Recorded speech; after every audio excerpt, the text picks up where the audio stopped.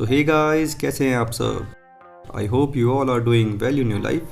दोस्तों, जैसे कि आप सबने थंबनेल में देख ही लिया होगा, इस वीडियो के अंदर हम कंपेयर करने जा रहे हैं दो सबसे बेहतरीन म्यूचुअल फंड्स।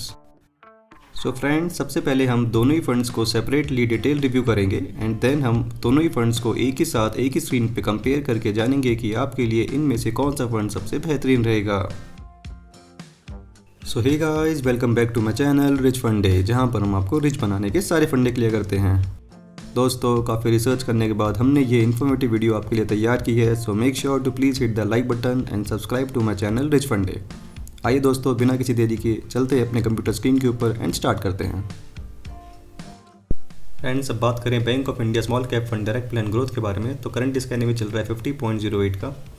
एंड दोस्तों, इसका एक्सपेंस रेशियो है 0.57, जो कि कैटेगरी एवरेज के आसपास ही है। दोस्तों, बात करें इसकी एग्जिट लोड तो वह 1% अगर आप अपने पैसों को एक साल से पहले रिडीम करते हैं तो।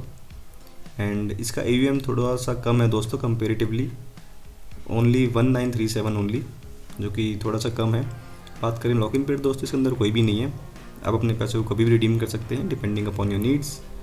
बात करें इस फंड के बारे में तो ये एज इसकी हो चुकी है 6 ईयर एंड 9 मंथ। दोस्तों, ये फंड लॉन्च हुआ था 2018 के अंदर। बेंचमार्क फॉलो करता है निफ्टी स्मॉल कैप 250 को। एंड अगर आपको इसके अंदर इन्वेस्टमेंट करनी है तो आप SIP के थ्रू कर सकते हैं। मिनिमम से मिनिमम आपको लगाने पड़ेंगे 1000 रुपीज़ एंड फॉर लमसम आप लगाने पड़ेंगे आपको स्टार्टिंग में 1 टाइम 5000 रुपीज़ एंड उसके बाद आप कितने भी लगा सकते हैं।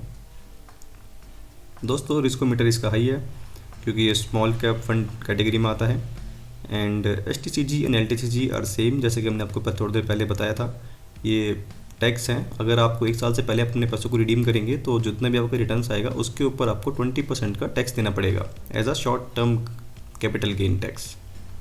एंड अगर आप अपने पैसों को एक साल तक होल्ड करते हैं एंड उसके बाद आप उसको निकालते हैं तो रिडीम करेंगे तो आपको उसके ऊपर 1.25 लाख रुपये की छूट मिलेगी एंड उसके बाद जो भी रिटर्न्स हैं उसके ऊपर 12.5% का आपको टैक्स लगेगा।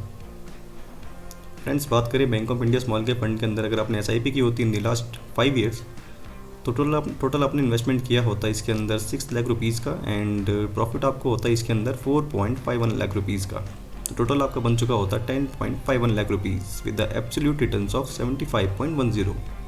दोस्तों, ऑलवेज रिमेंबर कि ये हमेशा मार्केट के ऊपर रहा है कि आपको कितने रिटर्न्स मिलेगा। हो सकता है आपको ज़्यादा रिटर्न्स देखने को मिले या फिर कम भी हो सकता है। इट ऑल डिपेंड्स कि उस टाइम पे मार्केट ने कैसा बिहेव किया है। बात करें इसकी ट्रेलिंग रिटर्न्स के बारे में तो दोस्तों 1 मंथ में से दिया है negative returns of -4.58% and 3 months में दिया है इसने -1.69%, 6 मंथ्स में दिया है इसने 18.97%, 1 ईयर में इसके नेगेटिव रिटर्न्स रहे हैं ऑफ -7.21%, 2 ईयर्स में रहे हैं इसके 18.59%, 3 ईयर्स में इसने दिया है 20.72%, 4 ईयर्स में दिया इसने 18.76%, 5 ईयर्स में दिया इसने 30.54%।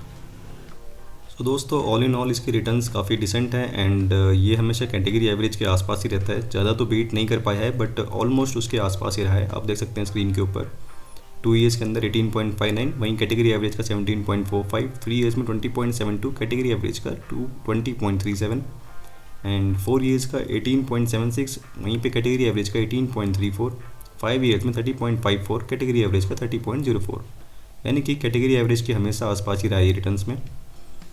बात करें इसकी एसेट एलोकेशन के बारे में तो फ्रेंड्स, इक्विटी के अंदर ही करते हैं 93.24%, डेब्ट के अंदर इनका है 0.4%, लार्ज कैप के अंदर इनका है 4.3%, मिड कैप के अंदर इनका 17.9%, स्मॉल कैप के अंदर इनका 71.04% एंड दोस्तों, अगर हम बात करें इसकी टॉप 4 सेक्टर्स के बारे में तो कैपिटल गुड्स के अंदर इनका है 21.59%, फाइनेंशियल सेक्टर के अंदर इनका है 15.17%, हेल्थ केयर सेक्टर के अंदर है इनका 12.53% एंड कंज्यूमर स्टेपल्स के अंदर इनका है 7.49%। दोस्तों, टॉप 4 होल्डिंग्स देखा जाए, layout metal and energy limited के अंदर इनका है 3.3%, quality power electrical equipment limited के अंदर इनका 2.29% एंड एक्यूटस केमिकल के अंदर इनका 2.57% एंड क्रेडिट एक्सेस ग्रामीण लिमिटेड के अंदर इनका है 2.53%। तो दोस्तों, ये थे हमारे पास इसके top 4 holdings and top 4 sectors. आइए अब हम देखते हैं दोनों ही फंड का एक साथ कंपेयर करते हैं एंड जानते हैं कि आपके लिए बैंक ऑफ इंडिया या फिर दूसरा वाला फंड दैट इज़ दी बंधन स्मॉल कैप फंड में से कौन सा फंड आपके लिए अच्छा रहेगा। फ्रेंड्स, बात करें Nippon India small cap fund direct plan growth के बारे में, तो करंट इसका एनएवी चल रहा है अभी 184.38 का, एंड इसका एक्सपेंस रेशियो चल रहा है अभी 0.64% का। बात करें इसकी एग्जिट लोड जो कि 1% जनरली जो होती है, एंड अगर आप अपने पैसों को 1 साल से पहले कभी भी रिडीम करेंगे तो आपको उसके ऊपर 1% का चार्ज लगेगा। बात करें इसकी एयूएम के बारे में, तो ये हो चुकी है हमारे पास अप्रॉक्सीमेटली 66,000 करोड़ के आसपास। लॉक इन पीरियड दोस्तों इसके अंदर कोई भी नहीं है, आप अपने पैसों को कभी भी रिडीम कर सकते हैं depending upon your needs. And दोस्तों ये फंड लॉन्च हुआ था 2013 के अंदर, एंड इसको हो चुके हैं 12 ईयर्स एंड 8 मंथ्स। तो फ्रेंड्स काफ़ी पुराना फंड है ये, एंड एज के हिसाब से इसके अंदर काफ़ी ज़्यादा इन्वेस्टमेंट हुई है क्योंकि लोगों ने बहुत सारा प्यार दिया था इस फंड को, Nippon India small cap fund को। आइए चलते हैं नीचे देखते हैं इसका बेंचमार्क। तो ये फॉलो करता है दोस्तों निफ्टी स्मॉल कैप 250 को विद, अगर आपको इसके अंदर इन्वेस्टमेंट करनी है दोस्तों तो लमसम तो इनने अपनी अभी फ़िलहाल के लिए बंद कर रखी है, एंड अगर आपको इसके अंदर इन्वेस्टमेंट करनी है तो ऐसा SIP आप कर सकते हैं विद ₹500 मिनिमम इन स्टार्टिंग। बात करें रिस्कोमीटर तो वो दोस्तों हाई है क्योंकि ये स्मॉल कैप फंड कैटेगरी के अंदर आता है। दोस्तों टैक्स के बारे में बात करें, that is the short term capital gain tax and long term capital gain tax. तो अगर आप अपने पैसों को 1 साल से पहले कभी भी रिडीम करेंगे तो आपके रिटर्न्स के ऊपर जितने भी आपका रिटर्न्स आएगा उसके ऊपर आपको 20% का टैक्स देना पड़ेगा। वहीं पे अगर हम बात करें, अगर आप 1 साल के बाद अपने पैसों को रिडीम करेंगे तो आपको 1.25 लाख रुपीज़ की छूट के बाद आपके पास जो भी एक्स्ट्रा रिटर्न्स आएंगे उसके ऊपर आपको 12.5% का टैक्स देना पड़ेगा। दोस्तों बात करें अब SIP के बारे में, तो अगर आपने इसके अंदर मंथली SIP की होती 10,000 की फॉर द 5 ईयर्स, तो आपने टोटल इसके अंदर इन्वेस्ट किया होता 6 लाख रुपीज़ का, एंड आपको इसके अंदर प्रॉफिट होता 4.98 लाख रुपीज़ का, एंड टोटल आपका बन चुका होता 10.98 lakh rupees with absolute returns of 83.03। दोस्तों ऑलवेज रिमेंबर कि ये जो आप रिटर्न्स देख रहे हैं स्क्रीन के ऊपर, ऐसा ज़रूरी नहीं है कि आपको हमेशा ये देखने को मिले। इट ऑलवेज डिपेंड कि मार्केट उस टाइम पर कैसा बिहेव कर रहा था, एंड उसी के हिसाब से आपको रिटर्न्स मिलेंगे। तो आइए देखते हैं इसके returns in the last 5 years 10 years कैसे रहे हैं। तो फर्स्ट मंथ में अगर हम बात करें, इन द लास्ट मंथ इसके रिटर्न्स नेगेटिव रहे हैं ऑफ -1.76। 3 मंथ्स के अंदर भी इसके रिटर्न्स नेगेटिव रहे विद -1.15%। 6 मंथ्स के अंदर भी इसके रिटर्न्स रहे 19.02%, एंड 1 ईयर में नेगेटिव रिटर्न्स रहे -7.77। 2 ईयर्स में इसने दिए 16.91%। 3 ईयर्स में इसने दिए 23.16%। 4 ईयर्स में दिए 21.63%। 5 ईयर्स में दिए 33.28%। 7 ईयर्स में दिए 21.38%, एंड 10 ईयर्स में दिए इसने 22.33%। तो दोस्तों ऑल इन ऑल इसके रिटर्न्स काफ़ी अच्छे रहे हैं, एंड काफ़ी सालों से ये काफ़ी शानदार फंड भी रहा है। आप देख सकते हैं कैटेगरी एवरेज से भी अगर कंपेयर करेंगे तो 2 ईयर्स के अंदर कैटेगरी एवरेज से थोड़ा सा कम है। देन उसके बाद 3 ईयर्स में कैटेगरी एवरेज को बीट किया है विद 23%। देन 4 ईयर्स में भी इसने कैटेगरी एवरेज को बीट किया है अगेन, एंड 5 ईयर्स के अंदर भी 33% है हमारे पास यहाँ पे, एंड कैटेगरी एवरेज का 29.98% है। Again in the 7 years beat किया है 21.34%, एंड कैटेगरी एवरेज का 19.01, एंड 10 ईयर्स के अंदर भी 22.383% जो कि बीट किया है कैटेगरी एवरेज ऑफ 18.42%। यानी कि फ्रेंड्स ये लॉन्ग टर्म में अगर देखा जाए तो इसने हमेशा बीट किया है। तो ये इसका बहुत बड़ा प्लस पॉइंट है फंड का, दैट ये एक अगर आप लॉन्ग टाइम पीरियड के लिए इसमें इन्वेस्ट करेंगे तो आपको काफ़ी अच्छी रिटर्न्स निकाल के देगा ये फंड। आइए अब देखते हैं इसके एसेट एलोकेशन के बारे में। तो फ्रेंड्स इक्विटी के अंदर ही करते हैं 95.76%, एंड डेप्ट के अंदर इनका 0.02%। लार्ज कैप के अंदर दोस्तों इनका है 11.74%, विद मिड कैप के अंदर है इनका 15.64%। स्मॉल कैप के अंदर दोस्तों है इनका 68.38%। बात करें टॉप 4 सेक्टर्स के बारे में, तो कैपिटल गुड्स के अंदर इनका है 11.86%। फाइनेंशियल सेक्टर के अंदर इनका है 11.78%। सर्विसेज सेक्टर के अंदर इनका है 11.26%, एंड हेल्थ केयर सेक्टर के अंदर इनका है 9%। दोस्तों बात करें इसकी टॉप 4 होल्डिंग्स के बारे में, तो सबसे ऊपर इनका आता है multi commodity exchange of India limited के अंदर ही करते हैं 2.16%। Then in the HDFC bank limited के अंदर ही करते हैं 2.04%, एंड किर्लोस्कर ब्रदर्स लिमिटेड के अंदर ही करते हैं 1.34%, एंड प्रदीप फॉस्फेट लिमिटेड के अंदर ही करते हैं 1.32%। तो दोस्तों ये थे इसके टॉप 4 होल्डिंग्स। तो दोस्तों ये काफ़ी शानदार फंड है काफ़ी टाइम से। आइए अब चलते हैं अपने नेक्स्ट फंड के बारे में, एंड देन हम दोनों फंड्स को एक ही साथ एक ही स्क्रीन पे कंपेयर करके जानेंगे कि आपके लिए इन दोनों में से कौन सा फंड सबसे बेहतरीन रहेगा।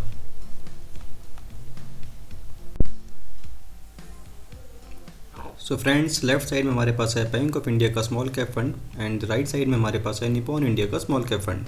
सबसे पहले हम इसमें देखते हैं फंड ओवरव्यू के बारे में। तो फ्रेंड्स, दोनों ही फंड आप जैसे कि जानती हैं कि दोनों fund small cap fund category के अंदर आते हैं। एंड बात करें इसकी फंड एज के बारे में, तो बैंक ऑफ इंडिया हमारे पास जो है अभी हाल ही में लॉन्च हुआ है, इसलिए इसको 6 ईयर एंड 9 मंथ ही हुए हैं। वहीं पे निपॉन इंडिया को 12 ईयर्स एंड 8 मंथ हो चुके हैं। यानी कि दोनों फंड में से सबसे पुराना फंड जो हमारे पास है वो है निपॉन इंडिया का स्मॉल कैप फंड, जिसको 12 साल हो चुके हैं इंडस्ट्री में आए हुए। एंड इसलिए आप देख सकते हैं फंड साइज में बहुत ज़्यादा डिफरेंस है दोनों ही फंड्स के अंदर। तो Nippon India small cap fund का हमारे पास 65,000 एंड करोड़ के आसपास, एंड वहीं पे बैंक ऑफ इंडिया का हमारे पास ना बहुत ही कम है, अप्रॉक्सीमेटली 2,000 करोड़ ओनली।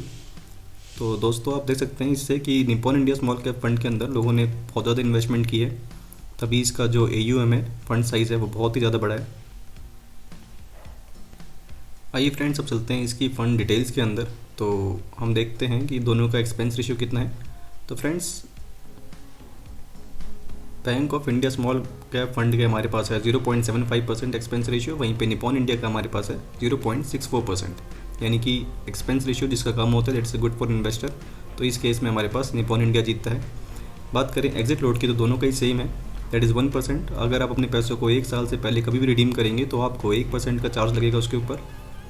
दोस्तों, दोनों के अंदर कोई भी लॉकिंग पीरियड नहीं है, यानी कि आप अपने पैसों को कभी भी रिडीम कर सकते हैं डिपेंडिंग अपॉन योर नीड्स। बात करें बेंचमार्क इंडेक्स की, तो दोनों ही निफ्टी स्मॉल कैप 250 को फॉलो करते हैं। एंड फ्रेंड्स, अगर आपको इसके अंदर इन्वेस्टमेंट करनी है तो बैंक ऑफ इंडिया के अंदर SIP का अगर आप कर सकते हैं स्टार्टिंग में विद 1,000 रुपीज़। एंड फॉर बात करें लमसम आपको लगाने पड़ेंगे 5,000 रुपीज़। दोस्तों, एक चीज़ यहाँ पे ध्यान देने वाली बात यह है कि SIP अगर आपको करनी है इन दी निपॉन इंडिया का स्मॉल कैप फंड के अंदर, तो आप स्टार्ट कर सकते हैं विद 500 रुपीज़ ओनली। एंड इसके अंदर दोस्तों कोई भी लमसम इन्वेस्टमेंट नहीं है, सिर्फ एंड सिर्फ इसके अंदर आप SIP ही के थ्रू ही कर सकते हैं इन्वेस्टमेंट।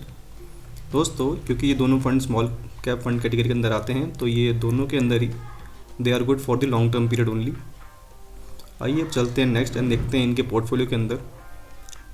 तो फ्रेंड्स, ये हमारे पास टॉप 3 सेक्टर्स हैं बैंक ऑफ इंडिया के, that is capital goods, financial sector, health care sector with 21.59%, 15.17% and 12.53% respectively. वहीं पे निपॉन इंडिया का हमारे पास है capital goods sector, financial sector, services sector with 16.86%, 11.78% and 11.26% respectively. Friends, बात करें यहाँ पे टॉप 5 होल्डिंग्स के बारे में, तो ये आप देख सकते हैं स्क्रीन के ऊपर, ये दोनों की ही टॉप 5 होल्डिंग्स है। ये वाली हमारे पास bank of India small cap fund की, और दिस इज़ निपॉन इंडिया का स्मॉल कैप फंड। बात करें इक्विटी के अंदर, तो बैंक ऑफ इंडिया करता है हमारे पास 93.24% एंड निपॉन इंडिया करता है हमारे पास 95.76% ओनली। डेप्ट के अंदर हमारे पास है बैंक ऑफ इंडिया का 0.4% एंड निपॉन इंडिया का हमारे पास 0.02%। दोस्तों, अब हम बात करते हैं इसके रिस्क मेजर्स के अंदर, तो देखते हैं। तो दोस्तों, जो हमारे पास SD है, सबसे इंपॉर्टेंट हमारे पास ये है, इस पर हम देखते हैं डेफिनेशन। तो it's the standard deviation represent the riskiness of the mutual fund as an annualise percentage. यानी कि higher the SD, higher its volatility and there is the possibility of both loss and gain in that case. तो जिसका ज़्यादा होगा उसमें ज़्यादा होंगे, that's हमारे पास bank of India small cap fund का जो है 17.76 है एंड निपॉन इंडिया का हमारे पास है 16.47। तो फ्रेंड्स, बैंक ऑफ इंडिया का ज़्यादा है, दैट इज 17.76, तो इसमें ज़्यादा प्रोबेबिलिटी है हमारे पास loss and as well as gain की भी। सो अब बात करते हैं अल्फा के अंदर। तो फ्रेंड्स, इसकी डेफिनेशन देख लेते हैं। It's the risk adjusted excess fund returns over the benchmark returns. यानी कि बेंचमार्क के रिटर्न से कितने ज़्यादा एक्स्ट्रा रिटर्न्स निकाल के दिए हैं, दैट इज़ कॉल्ड अल्फा। तो बैंक ऑफ इंडिया के केस में हमारे पास 1.2% है एंड वहीं पे हम बात करें अगर Nippon India small cap fund की, तो उसका हमारे पास 3.75%। तो फ्रेंड्स, ये था हमारे पास रिस्क मेजर। आइए अब चलते हैं सबसे फेवरेट सेक्शन के अंदर, दैट इज़ रिटर्न के अंदर। फ्रेंड्स, 3 मंथ में देखा जाए तो bank of India small cap fund ने दिए हमें नेगेटिव रिटर्न्स ऑफ -1.69%। वहीं पे निपॉन इंडिया का भी हमारे पास नेगेटिव रिटर्न्स रहे ऑफ -1.15%। बात करें 6 मंथ्स के अंदर, bank of India small cap fund ने बीट किया है निपॉन इंडिया को विद 20.25% एंड निपॉन इंडिया का हमारे पास 19.02%।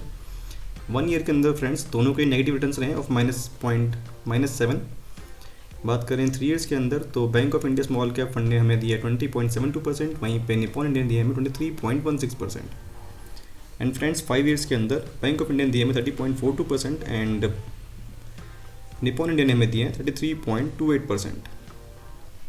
तो दोस्तों देखा जाए तो ऑलमोस्ट रिटर्न्स दोनों के आसपास ही रहे हैं, बट लॉन्ग टर्म पीरियड के अंदर निपॉन इंडिया ने बीट किया है बैंक ऑफ इंडिया के स्मॉल कैप फंड को, जैसे कि आप स्क्रीन पे देख सकते हैं 5 ईयर्स के अंदर भी बीट किया है एंड 3 ईयर्स के अंदर भी इसको बीट किया गया।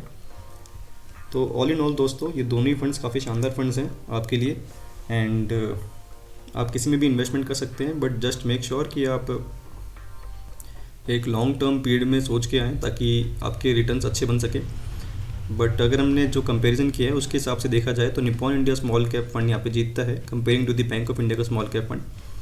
एंड फ्रेंड्स प्लीज़ नोट कि these all are the suggestions only not an advice, please consult your financial advisor before investing in any of the mutual fund. And friends also note करें कि आप जब भी small cap fund category के अंदर invest करें तो सोच के आएँ कि एटलीस्ट आप इसके अंदर 10 to 15 ईयर्स बने रहें, तभी आपको एक अच्छे रिटर्न्स देखने को मिलेंगे।